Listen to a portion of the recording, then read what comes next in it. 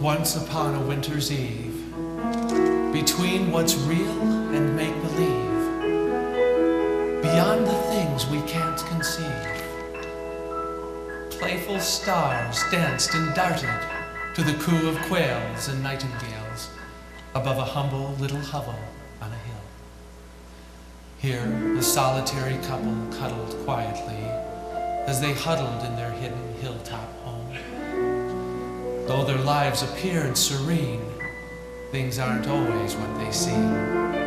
'Neath the surface, they both grieved.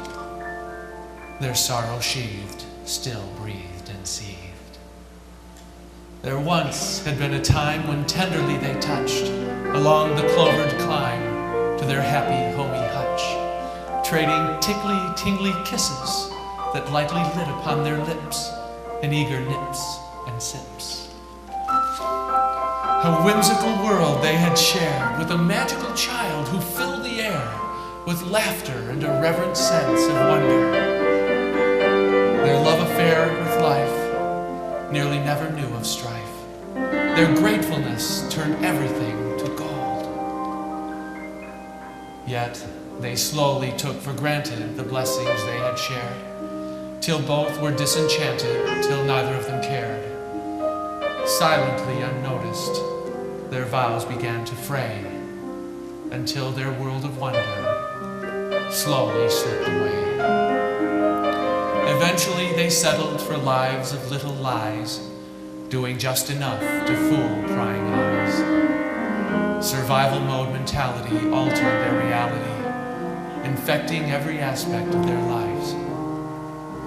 Instead of living life in bolting bursts of passion, they shrugged along indifferently, existing apathetically. They muttered and groaned and moped and moaned, wasting away their lives of gray. Lackluster lives, however, cannot go on forever. There appears to be a cosmic force that keeps us growing on our course, making certain we move forward in our lives.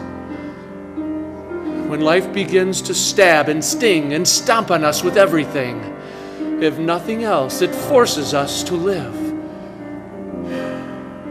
And when we look at all our gains, we find that most result from pains through which we benefit and grow. And so it was that they were shown a chance to change the paths they'd sown. A painful lesson was unclad as death barged in and took their lad. As shock withdrew, they thought it through and found themselves. He read the mysterious words again, hoping to make more sense of them. He rolled the rhymes around in profound prophetic ways. He drank them in and thought them through until the break of day. The insight he had gained that night grew quickly in the morning light. It formed into an inkling, then an image, then a plan. Business folk and parents would benefit the same when they and those around them agreed to play this game. Relationships in every form would have so much to gain. No matter what the storms in life, they'd see beyond the rain. Pass these gifts along, is what it said upon the card from which he read. And so he joined the giving game, a game that all would win, while learning that their happiness comes only from within. When this hyper-helpful husband figured out the rules, he gave them out as gifts. He thought of them as jewels.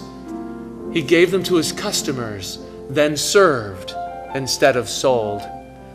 He filled their needs so selflessly, they offered him their gold.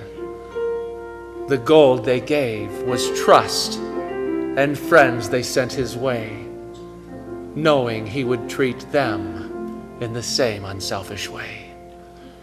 He took a chance his wife would play, and started with a kiss, the first that they had shared since their child was amiss. She made a feeble effort, but her heart was like a sieve. She couldn't play the giving game. There was nothing left to give. Remissing, then dismissing him, she mumbled soft and low, "I think this game is senseless.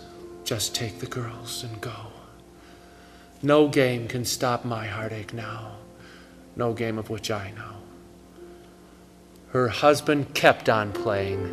He knew the game was good. He played with those who wouldn't. He played with those who would. By morning it had spread like fire in a mill, and the boomerang of kindness rained love upon their hill. In just a day his life had changed, because his heart was rearranged. He'd found the joy of living he'd lost so long ago, and he found himself forgiving the hamlet down below. But I was taught that giving and kindness would prevail. I did so in my younger days and proved the theory well. Yet with all my giving, I kept on getting more.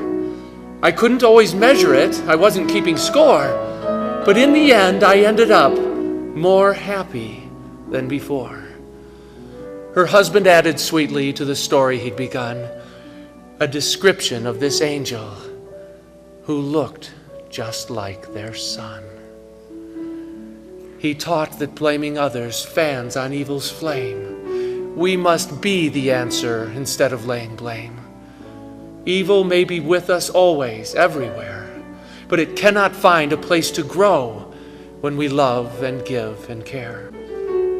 If the angel they describe to me is the son we lost so recently, perhaps each aching heart we heal reminds us that he's with us still. And maybe with that prayer you made, you began the plans I've laid.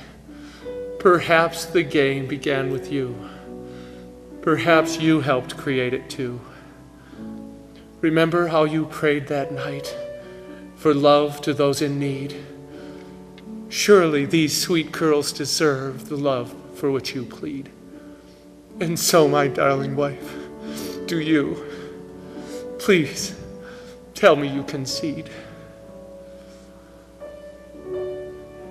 As she pictured peaceful people in the village down below, and how they'd surely suffered in ways she'd never know, a choir began to sing.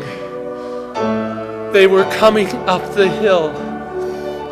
She saw outside her window, as she leaned against the sill, a trail of golden torches, lighting lads with little drums, who led a line of villagers, bringing flowers for her son.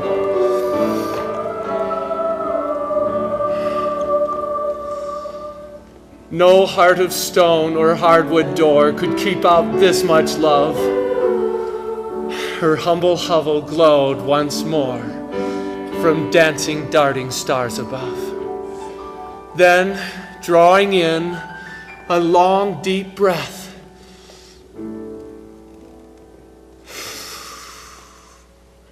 her hatred died a silent death. Her husband played the giving game so well with her, she knew that trying to outgive this gift was more than she could do. And then there were the girls standing quietly aside. What was it he was thinking when he carried them inside? Looking at these faces, these lasses torn apart, sent gushing tears of gratitude rushing to her heart, which nourished it and softened it at last. Compelled by sheer compassion, she fell upon her knee and held and kissed and loved them, still crying gratefully. And they returned the love that grew ×2. The circle of contribution was complete. Who won the giving game that day? Whose grateful giving set them free? No matter who was asked, they'd say,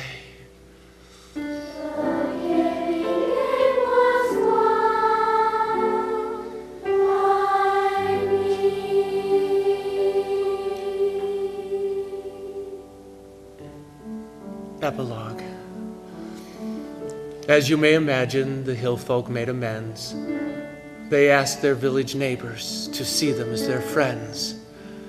But over time, this epic became a fairy tale. The giving game was long forgot. Its lessons were as well.